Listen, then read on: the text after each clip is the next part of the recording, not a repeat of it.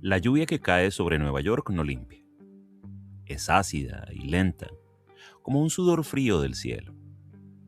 Corre por las cunetas y se acumula en las alcantarillas, arrastrando consigo la mugre de una ciudad que ha olvidado cómo brillar. En uno de esos charcos negros, algo amarillo flota y gira lentamente. Es un botón, un pin de plástico barato con una sonrisa dibujada. Una sonrisa que en algún momento fue parte de una campaña política. Ahora, una mitad está cuarteada. La otra mitad, teñida de rojo oscuro, casi negro, que el agua no logra disolver. Un hombre yace en el pavimento unos metros más arriba. La lluvia empieza a lavar la sangre de su chaleco, pero no la historia. Edward Blake, conocido como el comediante, ha sido asesinado. Su muerte no es un misterio privado. Es la primera grieta en un dique que todos sentían pero nadie nombraba. Es 1985, pero no el 1985 que conocemos. En este, la Guerra Fría no es una metáfora. Es un pulso constante, un tic-tac audible que se cuela en cada noticiero, en cada titular, en el temblor de las manos que ajustan la antena de la televisión. Richard Nixon lleva 3 mandatos. El reloj del juicio final marca permanentemente 1 minuto para la medianoche. Este no es el mundo de los superhéroes. Es el mundo después del sueño heroico. Un mundo donde la justicia se convirtió en ley, la ley en vigilancia y la vigilancia en otro tipo de miedo. Donde quienes alguna vez usaron capas y máscaras, ahora envejecen en apartamentos llenos de recuerdos polvorientos, o se pudren en bares de mala muerte, o se esconden detrás de una identidad que ya no significa nada. La fe pública en los vigilantes se rompió años atrás, con la ley King. Lo que queda no es admiración, sino resentimiento, curiosidad malsana y un vacío profundo. Un vacío que solo el pánico atómico parece poder llenar. En medio de este paisaje moralmente inestable, la muerte de un hombre cruel y cínico debería ser una nota al pie de página. Pero hay un mecanismo que se activa. Un resorte que al soltarse pone en movimiento otras piezas. Rorschach, el único que todavía opera en las sombras, mira la mancha en el botón y no ve un accidente. Ve un patrón. Ve una interrupción en el ruido de fondo de la corrupción. Y decide seguir el hilo. Watchmen no comienza con una explosión. Comienza con un engranaje que se desajusta. Es una historia construida como un reloj de precisión. Cada personaje es una pieza. Cada decisión, un diente que empuja al siguiente. Cada recuerdo, un peso que hace girar la rueda. La narrativa misma emula ese tic-tac. Los capítulos avanzan, pero también se abren hacia atrás, hacia los lados, hacia documentos ficticios que pesan más que la acción. Hacia una historia pirata sobre un náufrago y un barco negro que refleja con la crudeza de un espejo roto la obsesión central. Hacer cualquier cosa, por horrible que sea, para llegar a casa. Al final del primer capítulo, tras la investigación, la violencia y la introducción de vidas truncas, no hay una revelación. Hay una página en blanco con un solo elemento: un reloj. Las manecillas marcan 1 minuto para la medianoche. Es la misma imagen que abre el libro. Pero al pasar la página, al escuchar ese clic seco del papel, que también es el sonido de un segundero encajando, se entiende. El tiempo no está corriendo, se está acumulando. Y cada pieza de esta historia es un grano de arena más en un reloj que nadie sabe cómo detener. La heroicidad en Watchmen no se desvaneció, simplemente se oxidó. Sus figuras no son ideales caídos, sino respuestas traumatizadas a un colapso que los superó. Cada uno encarna una filosofía de la acción, una manera de leer un mundo que ya no tiene sentido. Y cada una de esas filosofías muestra sus grietas, su desgaste, su incapacidad para detener el tic-tac del reloj. Walter Kovacs no decidió ser Rorschach. La violencia de su infancia y el caos del mundo se coagularon en una verdad inmutable.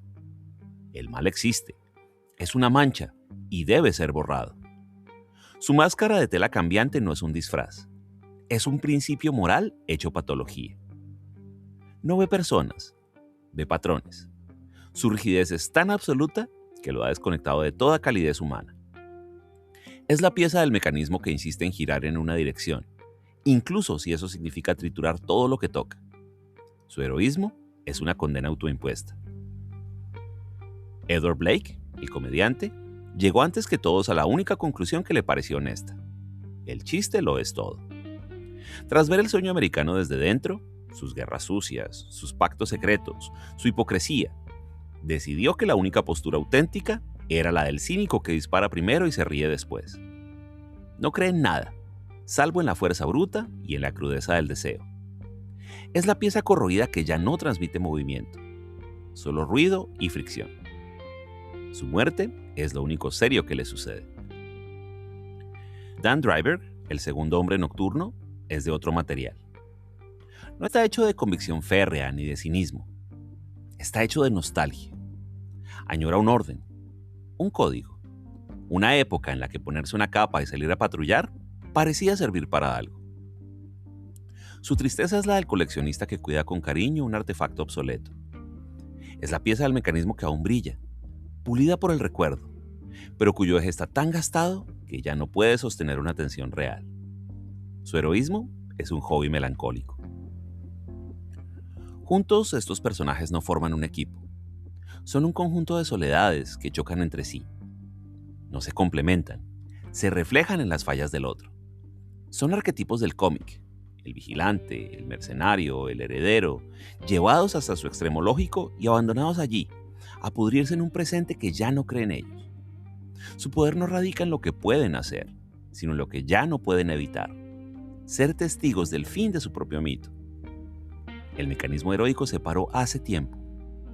Ellos son el sonido residual, el tic-tac fantasma de un reloj que nadie se atreve a dar por muerto. La narración de Watchmen opera bajo una lógica de relojería.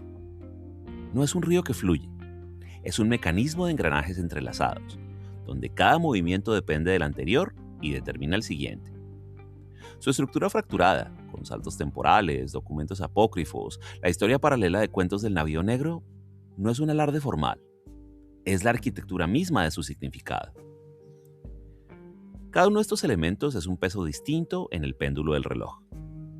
El informe psiquiátrico de Rorschach no solo lo explica, es un bloque de pasado que cae sobre el presente, haciéndolo más pesado, más inevitable.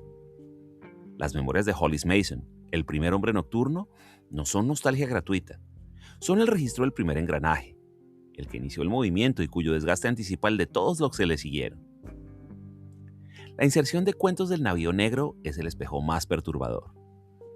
La obsesión del náufrago por llegar a casa, aunque eso signifique construir una balsa de cadáveres, no es una alegoría suelta. Es el reflejo distorsionado en tiempo real de la obsesión que consume a los personajes principales, especialmente a Adrian Bate. Muestra la lógica monstruosa de el fin justifica los medios, despojada de todo contexto heroico, reducida a su núcleo de horror puro. Todo este aparato narrativo gira en torno a un eje fijo, la fecha del 2 de noviembre de 1985. La historia no avanza hacia esa fecha, se construye desde ella. Es el punto cero hacia el que todo converge, el instante en el que el segundo debe, por fuerza, completar su ciclo. La ansiedad no nace de la incertidumbre de lo que vendrá, sino de la certeza acumulada de lo que se ha ido revelando. El tiempo no pasa, se compacta, se vuelve una losa. En Watchmen, el verdadero antagonista no tiene rostro. Es una atmósfera de fin del mundo. Una presión constante que aplasta cada escena, cada elección personal, deformándolas.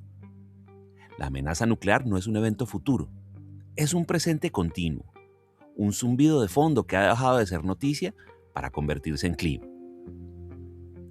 Este estado de sitio permanente se sostiene en una ucronía siniestramente verosímil. Richard Nixon gobierna un tercer mandato, una anomalía constitucional que habla de un poder que ya no sabe o no quiere retirarse. La Unión Soviética no es un enemigo abstracto, es una sombra que se alza en cada mapa, en cada discurso. El reloj del juicio final, ese símbolo real de la Guerra Fría, no se mueve en las páginas de Watchmen. Está congelado a 1 minuto de la medianoche. Es la hora que nunca llega, pero nunca deja de acechar. Este escenario no es un decorado político, es una cámara de presión ética. Bajo su influjo, las acciones más íntimas, como un recuerdo, un deseo o una duda, se curvan. ¿Qué valor tiene la justicia callejera cuando una ciudad entera puede evaporarse en un destello? ¿Qué peso tiene la verdad personal frente a la mentira que podría mantener el precario equilibrio del mundo? La paranoia no es una enfermedad, es la única reacción sensata a un aire cargado de la electricidad estática del apocalipsis. El miedo no es una emoción, es el telón de fondo contra el que toda moralidad debe, finalmente, definirse o quebrarse. Para John Osterman, el tiempo no es un río, es una cinta métrica desenrollada, donde principio, medio y fin coexisten, visibles de un solo vistazo. Su accidente en la cámara de campo intrínseco no le dio poderes sobre el tiempo, le arrebató la capacidad de experimentarlo como los demás. El Dr. Manhattan percibe el pasado, el presente y el futuro de manera simultánea. Un evento no lo sorprende, simplemente ocupa su lugar en una secuencia ya conocida. Esta percepción cuántica no conduce a la omnisciencia, sino a una alienación devastadora. Si todo está predeterminado y es observable, la elección moral se vuelve una ilusión, un parpadeo irrelevante en una línea fija. La humanidad, con sus pasiones efímeras y sus miedos irracionales, se reduce a un patrón de partículas en descomposición, hermoso en su complejidad, pero inevitable en su finitud. El amor, el remordimiento, la esperanza son programas de sobrevivencia que él analiza con curiosidad fría, como un entomólogo observando a los insectos. Por eso su indiferencia no es crueldad, es la consecuencia lógica de ver el mecanismo completo del reloj. Él es la única pieza del engranaje que conoce su propia función y la del resto, desde el primer tic hasta el último tac. Este conocimiento lo vuelve un árbitro pasivo. ¿Para qué intervenir si el resultado ya está escrito? ¿Para qué juzgar si el bien y el mal son constructos humanos que no se aplican a la mecánica de las partículas? Su exilio final no es una derrota, es el reconocimiento de una incompatibilidad fundamental. Para crear algo menos complicado, debe alejarse de la fuente misma de la complicación. Una humanidad que, atrapada en el tic-tac lineal de su propio reloj, sigue creyendo en el peso de sus propias decisiones. El Dr. Manhattan es la tragedia del Dios que comprende todo, pero ya no puede sentir nada. Es la pieza maestra que se desprende del mecanismo porque su sola presencia y su mirada de eternidad revelan la ilusión sobre la que se sostiene todo el drama humano. Para Rorschach, el mundo no es un misterio por resolver. Es un texto manchado que debe ser descifrado. Su investigación tras la muerte del comediante no busca pruebas, busca coherencia. Necesita que el crimen encaje en su mapa moral binario, donde el mal es una fuerza activa, intencionada y sobre todo legible. Cada pista que encuentra, el botón roto, la lista de enemigos, la conexión con el proyecto de energía de Bate, no lo acerca a un culpable. Lo acerca a una red de corrupción que valida su visión del mundo. La podredumbre no es un accidente, es sistémica.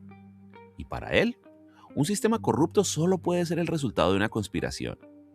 Una voluntad perversa que debe ser expuesta y extirpada. Así, la investigación funciona como un espejo que devuelve, amplificada, la propia obsesión del investigador. Rorschach no desentraña la verdad, la fuerza a ajustarse a su patrón. Su máscara de tinta cambiante es la metáfora perfecta. Él proyecta un orden, blanco y negro, puro e impuro, sobre un caos que se resiste a esa simplificación. Lo que encuentra al final no es un simple asesino, sino una verdad tan monumental y tan horrible que incluso su rígido código moral vacila ante ella. Pero para entonces los engranajes ya han girado demasiado lejos. La investigación, en su éxito, se revela como la antesala de una elección imposible: la verdad o el mundo. Adrian Bate no es un loco, es el héroe ilustrado llevado a su conclusión lógica. Tras retirarse no decayó, se perfeccionó. Cultivó su mente y su cuerpo hasta alcanzar lo que considera la cima del potencial humano. Para él, el caos del mundo no es una tragedia. Es un problema que puede resolverse con suficiente intelecto y voluntad. Su diagnóstico es frío y claro. La humanidad dividida por ideologías y el miedo nuclear, se dirige a su autodestrucción. La disuasión mutua es un equilibrio inestable. El reloj siempre avanza. Por lo tanto, la única solución es cambiar la ecuación por completo. Crear una amenaza mayor, inconcebible, que unifique a todas las naciones en un terror común. Su plan es de una simetría aterradora. Sacrificar a millones en un instante, aproximadamente 3 millones de almas en Nueva York, para salvar a billones de una guerra terminal. Este no es un acto de maldad en el sentido tradicional. Es la aplicación extrema del utilitarismo, despojada de toda emoción. Veidt no disfruta el sufrimiento, lo calcula, lo considera un costo inevitable, el impuesto moral por la paz perpetua. Él es la pieza del mecanismo que ante la inminencia del colapso total decide que la única salida es detener el reloj y reiniciarlo con una mentira fundacional. Su horror no reside en la crueldad, sino en la razón pura, en la convicción de que alguien en algún momento debe tener la fuerza de voluntad para mancharse las manos con sangre a escala cósmica, para que el resto pueda vivir en una paz construida sobre un secreto. Es el triunfo de la mente sobre el corazón, donde el corazón, el de millones, es simplemente una variable en la ecuación final. El clímax en la base antártica de Veidt no resuelve nada con fuerza bruta. La confrontación física es casi una formalidad, un ruido de fondo para el verdadero conflicto, la colisión de éticas irreconocibles. Rorschach y Night Owl llegan como vestigios de una justicia personal que el mundo ya no tolera. Sus golpes no derrotan a Veidt, apenas lo retrasan. El plan ya está en marcha. La masacre en Nueva York no es una amenaza futura, es un fait accompli, un dato histórico que los personajes y el lector descubren cuando ya es demasiado tarde para detenerlo. Entonces la pelea cesa. Lo que sigue es un juicio en tiempo real. Rorschach, incorruptible, exige que la verdad se revele, aunque eso signifique deshacer la paz recién comprada y condenar al mundo a la aniquilación. Es la pieza rota que se niega a ser reemplazada, aunque su obstinación destruya el mecanismo completo. Frente a él, Veidt ofrece la terrible racionalidad. El mal ya se cometió. Exponerlo no resucitará a los muertos, solo condenará a los vivos. Su lógica es impecable y monstruosamente pragmática. En el centro, el Dr. Manhattan actúa como árbitro silencioso. Su omnipotencia lo ha llevado a una conclusión desesperanzadora. La humanidad, con todos sus defectos, vale la pena salvar, incluso a través de una mentira. Él, que ve todas las líneas temporales, elige la que le conduce a la supervivencia, no a la pobreza moral. Dan Driver y Laurie Jospechik personifican la rendición humana ante esta ecuación imposible. Su aceptación no es valiente ni cobarde, es humana. Eligen la vida con culpa sobre la verdad con muerte. La muerte de Rorschach a manos de Manhattan no es un asesinato, es una eutanasia ética. Es la eliminación de una variable que amenaza la solución. El sueño heroico, la idea de que un individuo con un código puede arreglar el mundo, muere congelado en la nieve antártica, silenciado por el dios que una vez pareció su mayor triunfo. La paz llega. Las naciones deponen las armas ante una amenaza mayor. El reloj del juicio final retrocede, pero el precio no es un triunfo, es un secreto. Y ese secreto se instala en la vida de cada superviviente como un tic-tac íntimo, un recordatorio perpetuo de lo que se sacrificó en el altar de la estabilidad. Para Dan Driver y Laurie Jospechik, la mentira se convierte en el cimiento de una vida doméstica. Su silencio no es cobardía, sino la elección agotada de quienes han visto el abismo y prefieren construir sobre él, aunque el suelo tiemble. Su tic-tac es bajo, doméstico, el sonido de una taza al posarse, de una puerta que se cierra, de una felicidad que sabe a renuncia. Rorschach elige otro camino. Su muerte no es una derrota, es la última coherencia. Enviar su diario al New Frontiersman es su legado envenenado, un segundero que sigue avanzando hacia una verdad que podría dinamitar la paz. Su tic-tac no se apaga, se transforma en el sonido de una máquina de escribir en una redacción desierta, un latido de tinta y papel. El Dr. Manhattan abandona el mecanismo. Su exilio no es huida, sino la constatación de una incompatibilidad definitiva. Para crear algo menos complicado, debe alejarse de la humanidad cuya salvación ha garantizado con su complicidad. Su tic-tac se pierde en el vacío interestelar, un ritmo cósmico que ya no marca horas humanas. Adrian Bate, el arquitecto, gana su mundo unificado, pero su victoria huele a ceniza. La duda final, ¿lo hice hace 35 minutos?, delata el vacío de quien ha jugado a ser Dios y descubre que la omnipotencia es la más solitaria de las prisiones. Su tic-tac es el más despiadado, el sonido de su propia mente, preguntándose en un loop infinito si después de todo estuvo en lo correcto. La mentira salva al mundo, pero la pregunta que deja flotando es más íntima, más corrosiva. ¿Qué clase de vida se puede construir sobre un cimiento de sangre y silencio? La paz tiene un precio, y ese precio se paga, segundo a segundo, en la conciencia de quienes deben vivirla. Watchmen no se contentó con deconstruir el género heroico. Plantó una semilla de la que brotó un nuevo tipo de narrativa. Una donde la pregunta central ya no era ¿quién vencerá el mal?, sino ¿a qué costo se puede derrotar el mal? ¿Y quién define ese costo? Su legado no es solo una novela gráfica reverenciada. Es un marco de referencia moral que escapó de las páginas para infiltrarse en la cultura. En el paisaje del cómic, su sombra es alargada. No fue la única obra oscura de su época, pero sí la más metódica. Mientras obras como The Dark Knight Returns exploraban la furia de un héroe envejecido, Watchmen desmontaba la mecánica misma del heroísmo. Convirtió a los dioses con capa en pacientes clínicos, en políticos, en filósofos fallidos. Tras su publicación, la noción del superhéroe realista ya no pudo ser ignorada. Había demostrado que el poder, examinado con lupa, siempre revela una fisura ética.